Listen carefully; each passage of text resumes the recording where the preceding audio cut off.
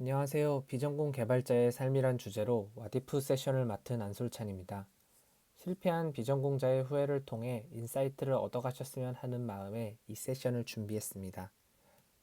발표 시작에 앞서 세션 시작 전에 보편적인 비전공 개발자에 대해서 간단하게 얘기하고 시작할게요. A씨는 대학교를 포함해 7년 동안 해왔던 전공을 관두고 오랫동안 고민해왔던 개발자의 삶을 찾아서 떠납니다.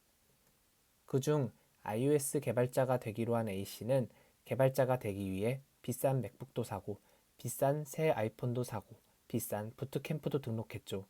앞으로의 찬란한 인생을 위해 가감한 투자는 어쩔 수 없이 필요하다고 생각했습니다. 보통 6개월 정도의 부트캠프 과정을 통해 iOS 개발을 배우는데요. A씨는 부트캠프를 통해 무럭무럭 iOS 취준생으로 자랍니다. 혹독한 캠프 과정을 버텼기 때문에 A씨는 마음만 먹으면 어디든 갈 수 있다 생각하며 iOS 개발자 구직 전선으로 뛰어들었죠. iOS 개발자가 부족하다는 사람들의 말과는 달리 취업 시장은 정말 어려웠고 이때쯤 iOS 개발자가 부족하다는 말 앞에 잘하는이 빠졌다는 사실을 알게 됐죠. 서류 광탈은 기본, 운 좋게 면접을 봐도 결과는 좋지 않았죠.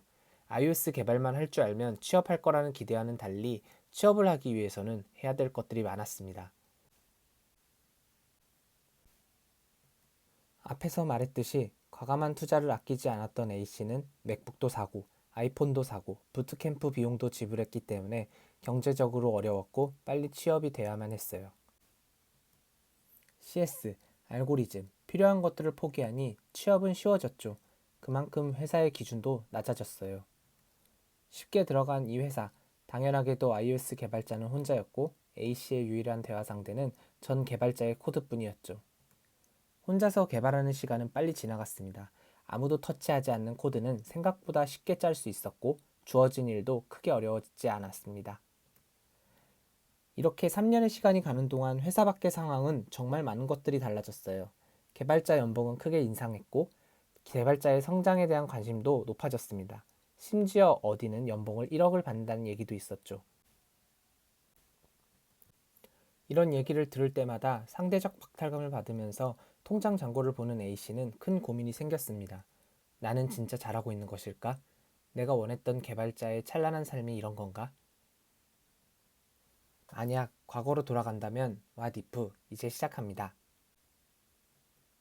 첫 번째, 만약 대기업 취업을 준비해 봤다면 부트캠프가 끝나고 취업을 하려고 이것저것을 알아보면 내가 했던 iOS 개발은 초등학교 산수 수준이란 사실에 놀랐고 RX 스위프트, 스위프트 UI, TDD, 립스 등 처음 듣는 생소한 기술들이 많았죠.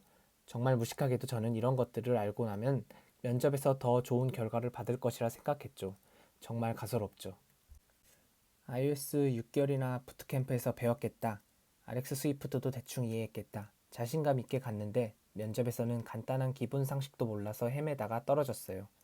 정말 한 번이라도 스위프트 언어에 대해서 iOS에 대해서 깊게 고민해봤다면 결과는 달랐을 것 같아요. 대기업 얘기로 시작했는데 왜 갑자기 면접 얘기냐 하실 텐데 대기업 면접도 다르진 않았어요. 처음부터 끝까지 스위프트 기초에 대한 내용이었고 호기롭게 준비했던 RX 스위프트에 대한 내용은 하나도 없었어요. 더 중요한 건 3년이 지난 경력 개발자도 똑같아요. 이직을 위해서 경험도 중요하겠지만 결국 필요한 건 iOS, 스위프트 기초 지식이에요. 이 때문에 결국 해야 될 일이라면 시작부터 준비해서 대기업 공채나 인턴도 노려봤으면 하고 후회합니다. 두 번째, 만약 회사를 좀 더 빨리 그만뒀다면 왼쪽은 중소기업 소재로 한 드라마고 오른쪽은 스타트업을 소재로 한 드라마예요. 정말 다르다고 생각하는 이 두 회사의 차이점은 한쪽은 커피 믹스를 먹고 한쪽은 캡슐 커피를 먹는다는 거예요.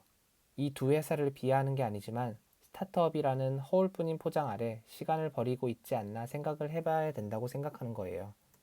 회사는 개발자 성장에 의무가 없지만 개발자는 성장에 대한 고민을 정말 많이 해야 돼요.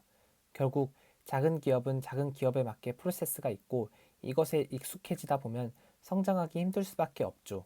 흔히 iOS 개발자에게 최대의 복지는 동료 iOS 개발자는 말이 있잖아요.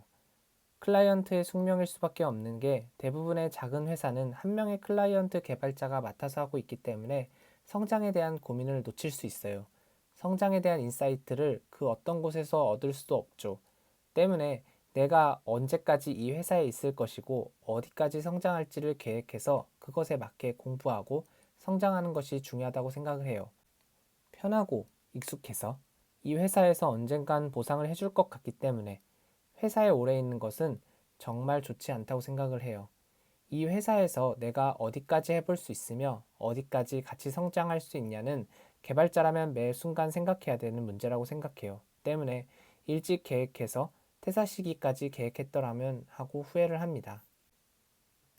세 번째, 만약 동료 개발자를 만들었다면 비전공자로 개발을 시작하면 주변에 아는 사람도 없고 개발에 대한 얘기를 할 사람이 없음에 좌절하는 경우가 많죠. 그런데 가만 생각해보면 이런 고민을 가진 사람들이 매우 많아요. 주저하지 말고 동료를 찾아봤으면 어땠을까요? 뭔가를 하고 싶다면 저는 가급적이면 같은 iOS 개발자들끼리 할 수 있는 것을 찾아보는 것이 좋다 생각해요. 사이드 프로젝트 관련된 동아리들이 많지만 좀 더 빠른 성장을 위한다면 같은 iOS 개발자들끼리 어떤 주제를 놓고 토론도 하고 고민도 하고 코드 리뷰도 할 수 있으면 좋다고 생각을 해요. 저는 3년의 시간 동안 혼자 개발하는 문제에 대해서 멍청하게 정말 혼자만 고민을 했던 것 같아요. 물론 그 시간들이 나쁘다고는 생각을 안 해요. 그치만 그 경험을 같이 공유할 수 있는 동료들이 있었다면 더 좋지 않았을까 하는 생각을 해요. 지금 와서 후회하는 거지만 동료를 만들기 위해선 나 또한 많은 노력을 해야 된다고 생각을 해요. 내가 주는 만큼 나도 얻을 수 있기 때문에 많은 노력이 필요하다고 생각을 합니다. 혼자서 고민하고 있을 비전공 개발자들이 있을까봐 성공적인 개발자의 삶을 살지 못했음에도 이런 세션을 준비했습니다. 우리는 더 성장해야 될 이유가 있기에 함께 잘할 수 있는 인사이트를 얻어가셨으면 좋겠습니다.